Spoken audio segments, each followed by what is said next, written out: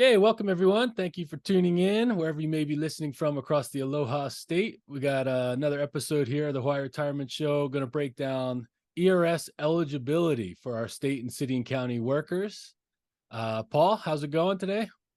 It's going pretty good. We're recording today on September 11th, Patriot Day That's right. here in the U.S. And always interesting to hear, where people were at that period of time. I know it's already like 22 years ago or something like that. So, Right. for me, I was in middle school at the time.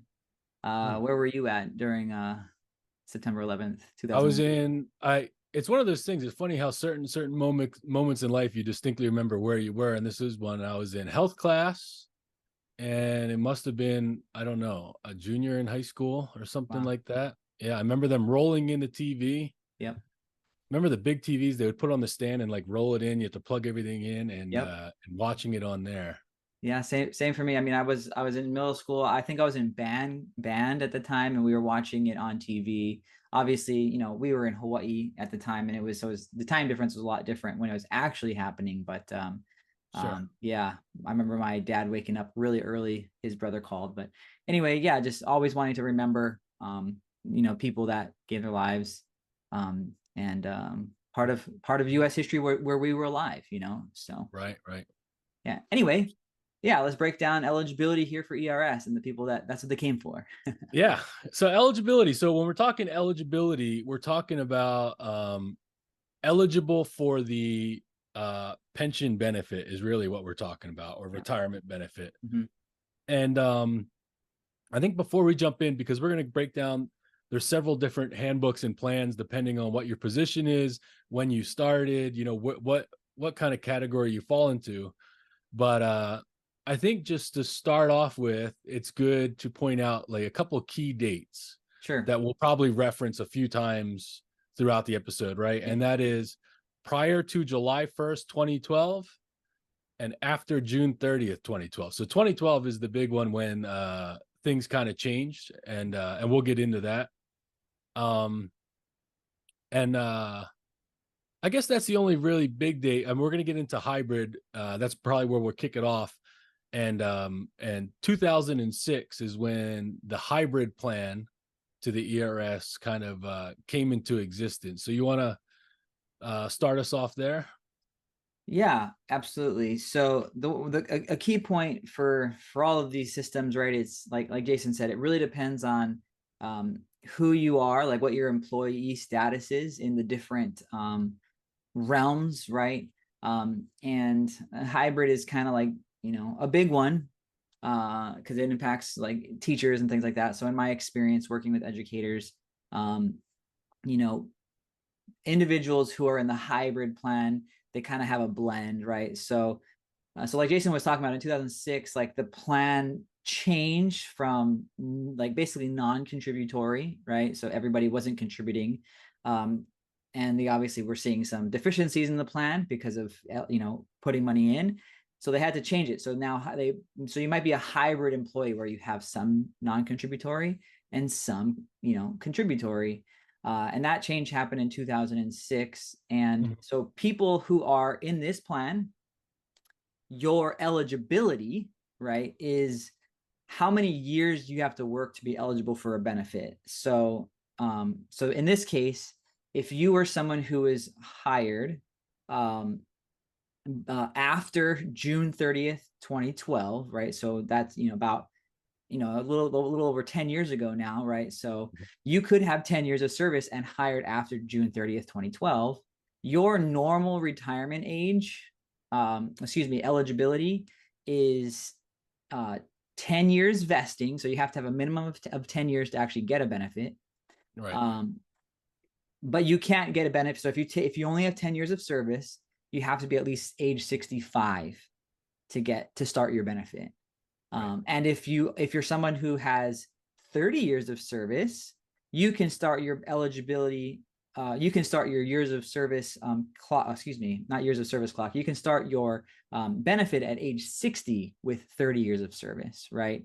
Right. So again, there's just these computations, and a lot of these are going to be the same. So a lot of it would be repeated over and over again. But just understanding like when was I hired, and what does that look like with eligibility, and what does that look like with vesting? Yeah. And so like you said, so the big difference between that date that we mentioned, the starting date, is it was more advantageous if your date was prior to July 1st, 2012. The reason it changed, there's a couple things. One is there's a pool of money that is managed by the state for this pension benefit, Right.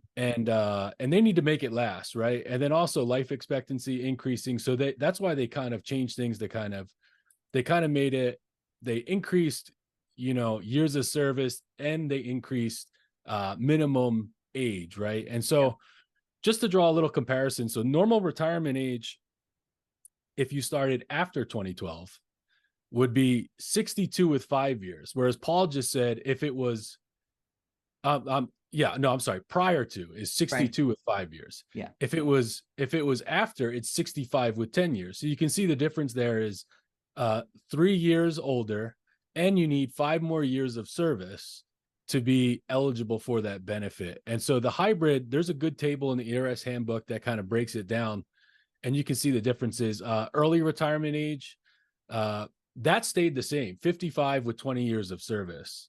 Right. And so that didn't change with the hybrid 1 or hybrid 2.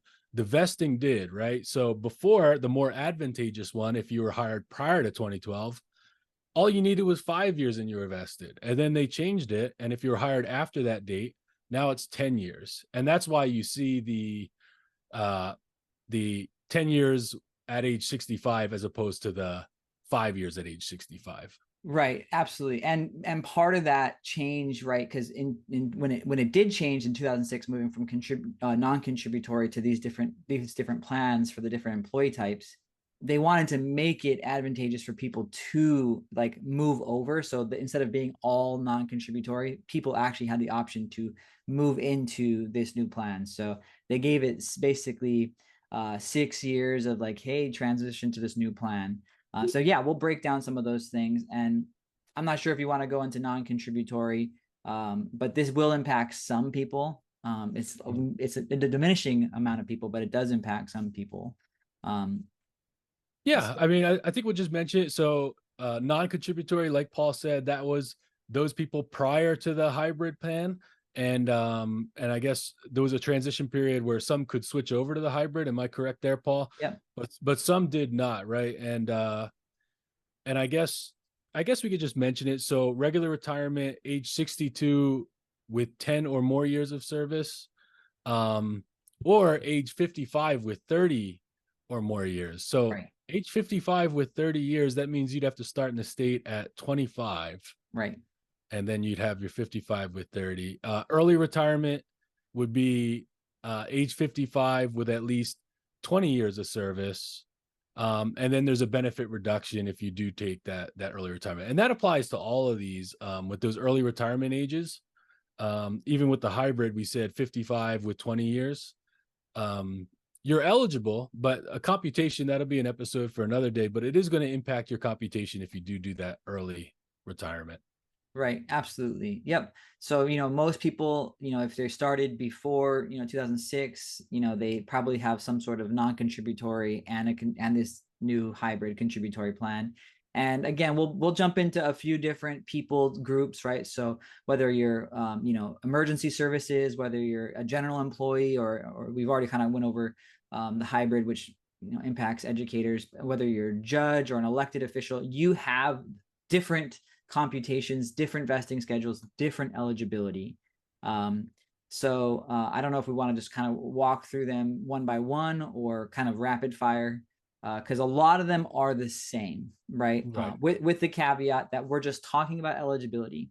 We're not Right. talking about, the actual percentage, calculation. We're just talking about how much years of service you need to be eligible and the Mhm. ages you need to be to start, right? Right. So I'll jump in here. So if you're, fire, police, or certain public safety officers, right? If you were hired prior to July 1st, 2012, and you are part of this plan, your normal retirement age is 55 with 5 years of service minimum. right? Um, Now, again, that's just how that eligibility works. If you happen to be also hired prior to July 1st, 2012, your early retirement is any age with 25 years of service, right? So theoretically, let's say you started at 20, right? You could be 45 in that case. But again, with early penalties, right? If you take it early. Sure. And now again, if you are hired after June 30th, 2012, your normal retirement age is 60 years of age with 10 years of service, right? So that's the vesting, 10 years. Mhm. And early retirement is in this case 55 years with a minimum of 25 years of service, which again, that would have a reduction. So actually, I think if you go down and you look at all the ones that we'll talk about, so if you're a general employee, if you're a judge, your plan is actually the same, right? When it comes to eligibility, right? So Mhm. whether you're 60 years old with 10 years of service or 55 years old and 5 years of service. Yeah. So I feel like instead of rehashing that, it's the same when it comes to eligibility. Sure. And I think the main dates to know is if you were hired after June 30th, 2012, 10 years of service is your vesting, right? You need a minimum of 10 years of service to get some sort of benefit. And if you're hired prior to July 1st, 2012, 5 years vesting, right? I'm not sure if you have any extra thoughts or things to add there. No, I think that's no, I think you're spot on. And it's hard talking through the numbers on a on this podcast format here. But there's these tables, like I said, we'll provide links to it in the show notes in your ERS handbooks that kind of outlines this. And it's just knowing which plan are you in and what is your starting date. And from there, you can figure out your your age and years of service requirements. And I think for most people, the years of service isn't going to be a big deal unless you started really late in the in life and you started a state job or firefighter or police. But most people, they're going to have their 10 years or 5 years uh of service. So really it just comes down to that age. Yeah. And then assessing whether you qualify for early retirement given the amount of years that you need, which would be 55 in most cases. And then taking it a step further, even if you qualify, figuring out, is the reduction in your benefit worth being able, to take that early retirement. Yeah, absolutely. And I think what I would want to focus on more than anything in this conversation, it's the pieces of this equation that you can actually control, right? And Sure. what pieces that you can't control, right? Right. Now, in my opinion, you can't control if you were hired prior to July 1st, 2012, because if you weren't, you weren't. If you were, you were, right? So it just happens to be when you got started, right? So if you're getting started today as a brand new firefighter, police officer, teacher, you are someone that's after 2012, right? Because we're 10 years past that. Right. So we can't control that. Whether we have, a blend, again, these things we can't control because the system Sure. just upgraded over time, right? Now what can we control, right? We can control years of service, right? Yeah. How long we work. And honestly, maybe sometimes that's an overstatement. Maybe we can't always control years of service because of Right. health and things like that. But by and large, we can control years of service. And the cool thing is you don't have to have all years of service in one job, right? So like if you were, a firefighter and then you were a police officer and then you're a teacher, let's just say that's some kind of Right. interesting dynamic of your career. You Sure. are still in the system of the ERS with different positions, but you're still adding to years of service, right? Right. So that's something to point out there. The only class that we left out is the elected and legislative officers, which to me, I think is a really interesting one, because if you look at it, I get a little frustrated, to be honest with you, because they're the ones who wrote these laws and theirs is the one that's kind of the best one. It's kind of like it's unfortunate that this happens to be one of the better ones. And maybe that's because, as elected officials, you're not necessarily in a career for, 30 years in that respect. Well, Sure. different opinions come into play there, but Right. but I'll just go over really quickly. If you're an elected or legislative officer and you're hired prior to July 1st, 2012, your normal retirement age is age 55 with 5 years of service, or any age with 10 years of service.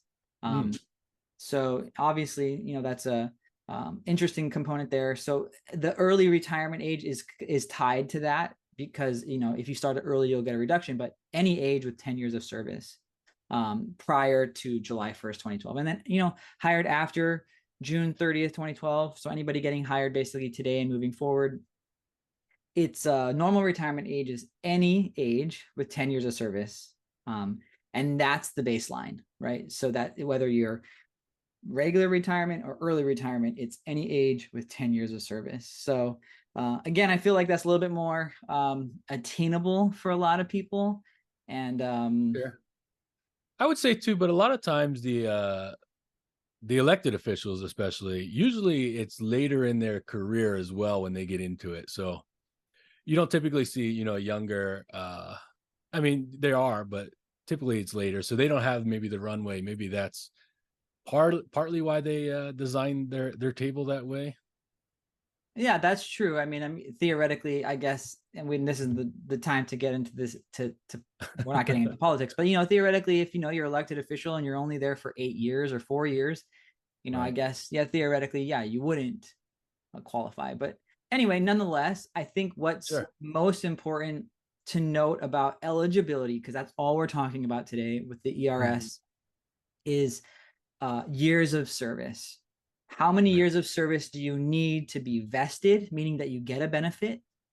How many years of service do you need to qualify for normal retirement age? Because we're going to assume most people are going to do that. And what age do you have to be to start the benefit, right? Those are kind of the key indicators or the key things to know about when it comes to whether you're in the hybrid plan, whether you're a teacher, firefighter, whatever you are, you have your own table. And just knowing what that looks like and how those benefits will react to you and your expected benefit. Sure.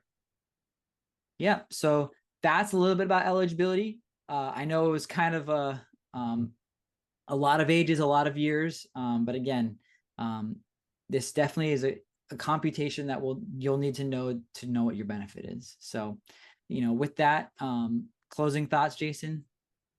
No, that's it. Yeah, we'll put I'll make sure to put links in the show notes to the E.R.S website or the handbooks or something, so that if you want to look a little further and you don't have access to your handbook offhand, you can click it in the show notes. Perfect.